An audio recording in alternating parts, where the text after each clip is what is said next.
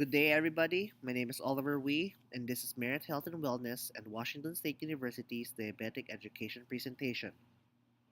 The goal of this program is to share information to our community and to our patients about the devastating effects of diabetes and ways to prevent this disease from developing. Knowledge about this disease is the first step in managing and preventing this from developing. The topic that we are going to talk about today is Food and You, Part 2.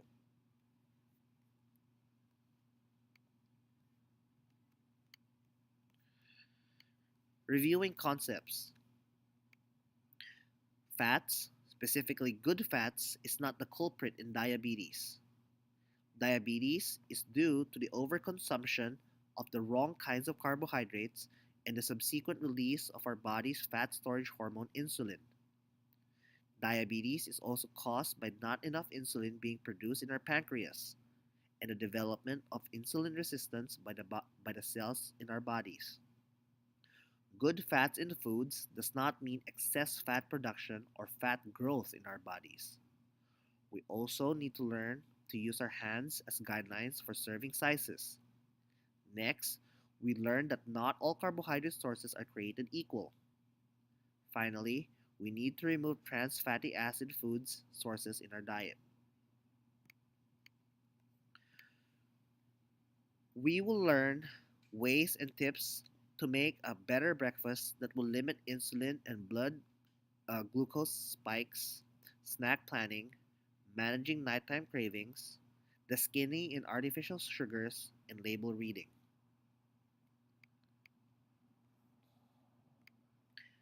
Question for the group. What kinds of breakfast do you eat? Have you thought about these foods affect your energy and blood glucose levels?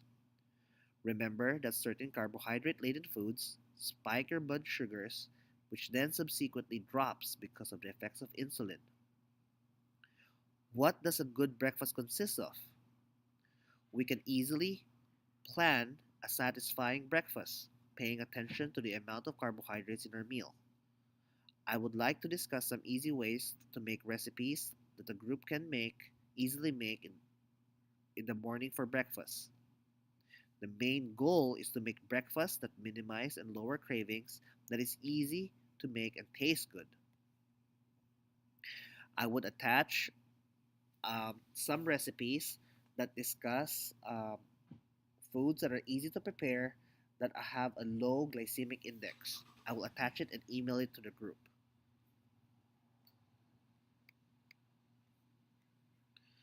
Meals should be high to moderate amounts of proteins and fat, good fats, paying attention to the amount of carbohydrates in the meal. This is due to the effects of carbohydrates in our blood sugar and subsequent insulin release from our pancreas. Remember that the goal is to eat good sources of carbohydrates that has minimal effect on the release of insulin from the pancreas. Keep in mind that some vegetables are considered high carbohydrate sources and could release insulin from the pancreas. So, the same principle applies in planning snacks. Stay away from snacks such as candies, milk chocolates, donuts, bread, and pizza. When we consume this, the glucose in our blood shoots up as fast as it shoots down as fast as it shoots up. It drops back down due to the release of insulin from our pancreas. And as we remember from our diabetic lecture videos, this contributes to the hunger and food cravings that most of us experience after eating a large carbohydrate snack. The key to snacking is eating high quality snacks but not to overeat. Examples on this can be applied are not eating a whole cup of nuts for a snack, but to eat 1/4 cup or less. Maybe pair this with a string cheese with celery and hummus. Notice here the combination of protein, fat, and the use of minimal to no carbohydrate options in snacking. Believe it or not, the occasional pork rind and beef jerky are actually better options to keep blood glucose low and insulin secretions under check compared to a serving of banana or mangoes. I will attach an instructional on how to roast and flavor nuts and email this to the group. It is easy to follow, takes little amount of time, and it tastes awesome.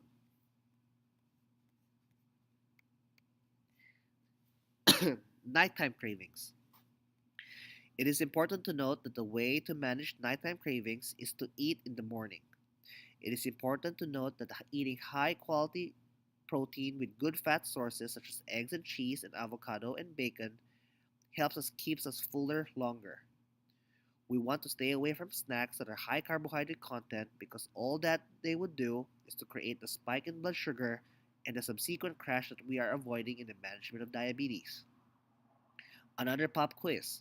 Please pause this recording after the question is asked to give yourself time to ponder and respond to this question. Question number 1. So, what would happen if we consume bananas or mangoes at night to satisfy our hunger? Next question. How about a low fat Nature Valley crunchy granola bar? The second option is a little better, but take note that this is a low fat version of the granola bar. The fat may be replaced by sugar, and we get the spikes of glucose and insulin that we're trying to prevent. Also, keep in mind that our bodies are busy at night digesting the food that we ate. An example would be eating a huge amount portion or amount of mangoes at night. Our bodies won't rest and repair well, which would then translate to waking up less refreshed, a higher potential for more nausea and pain. If a person is not feeling good, their physical stress is higher. They are already not feeling good. This affects their ability to prepare good, healthy meals. It is easier to eat processed and healthy made food when a person is sick compared to making a whole and healthy meal. Sleep is such an important factor in our body's ability to repair itself. When we divert our body's energies from rest into digestion at night, we add to the physical stress in our bodies. Artificial sweeteners. Artificial sweeteners can be used to reduce calorie and carbohydrate intake and can curb the cravings for sweets. However, critics of artificial sweeteners have stated that its use could lead to a variety of health related problems. They need to be used in moderation. If we had the choice of a natural sweetener compared to an artificial one, we would veer towards the use of the more natural sweeteners. They are quality food products such as protein powders and foods that use stevia, monk fruit, or truvia. The goal is to find a product with the least amount of ingredients and avoid sucralose, asulfame, K, aspartame, neotame, saccharin, and sucralose. These are chemically produced sweeteners that does not appear in nature. Artificial sweeteners stimulate our taste buds and may frequently limit our tolerance for more complex tastes. We may be retraining our brain to shun less sweet foods such as vegetables.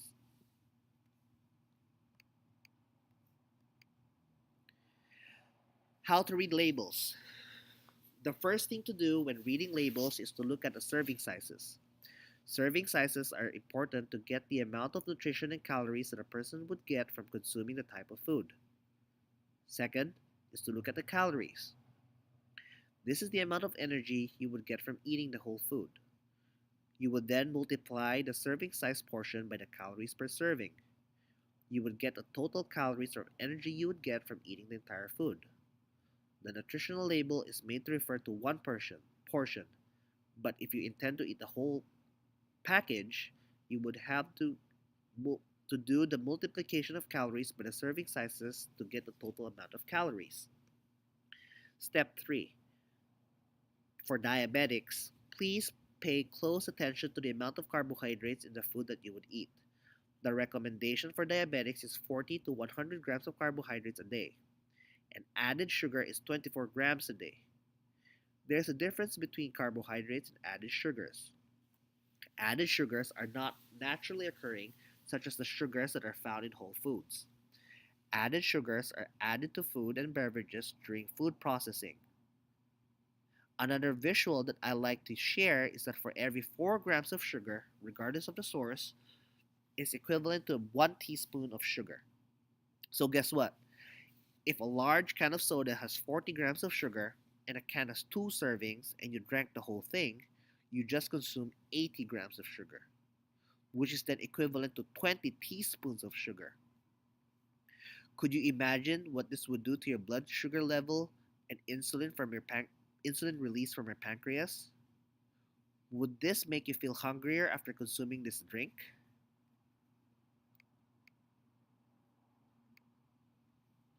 Step 4. Look at vitamin A, C, calcium, and iron. It is good to know that these are percentages indicate the amount of nutrient in the food in one serving. 5% is considered low and 20% is considered high or as a good source of that nutrient. Step 5. Look at the recommendations based on the 2000 or 2500 caloric daily limit. The take home point in reading labels is the need to be mindful about the serving size and the amount of carbohydrates in the food. The presence of trans fat in foods is a sign to not eat the food. These are man made fats and are unhealthy types of fats for humans. I love food. What do I need to do? Eat. Eat the right kind of food, but pay close attention to the serving sizes by using your hands. As a reminder, for healthy fats and oils, to use your thumb as a guide for serving size. For fruits, use the size of your fists. Protein, the size of your palms. Carbohydrates, use the size of your fist. And vegetables, use the size of 2 palms. Please keep in mind that some vegetables are carbohydrate dense. So if you consume this, please lower your other carbohydrate sources. Water is an important component in our nutrition. It helps us feel full and ward off food cravings. Drinking milk, specifically full fat milk, is also a good idea for people to get their protein and fat intake easily. For people who cannot tolerate milk due to being lactose intolerant, unsweetened almond or coconut milk is a good substitute. Before I learned more about diabetic nutrition, I was only aware of the 2% milk, whole milk, soy milk, and lactate, not knowing that I am missing out on other types of milk that are healthy and can lower the trigger for inflammation in the body.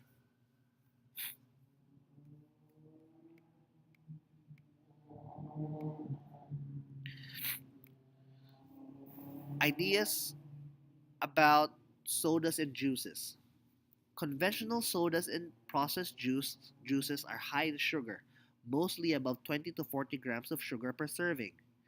These are better avoided due to the fact that we do not get any nutritional value out of the soda that we drink, and the juices that we consume does not have fiber the way that natural fruit does. But if omitting juices is hard, what we could do is to dilute the juice using one-fourth water and one-fourth juice to three-fourths water, or use carbonated and sparkling water, then add a squirt of one-half teaspoon of Truvia or stevia blaze flavoring. These are flavorings such as Crystal Light lemonade, and drink them. These are just ideas to help curb juice cravings that we can easily try and see how we like them. So, things to ponder. So, we get to the end of this presentation. I would like us to think about how and why is exercise important in blood sugar and glucose management. What does exercise do to our bodies when we get up and move? The other thing to think about is why sugar is detrimental in weight management and what food and drinks do I eat on a daily basis that are high in sugar content and what can I do to minimize them. This concludes this module. Please watch our modules on exercise, laboratory work, and sustaining healthy habits to learn more about how to manage and prevent the effects and development of diabetes. Thank you so much. If you have any questions or concerns, please email Sierra, Lindsay, or Oliver for questions, and we will do our best to help answer your question. Thank you.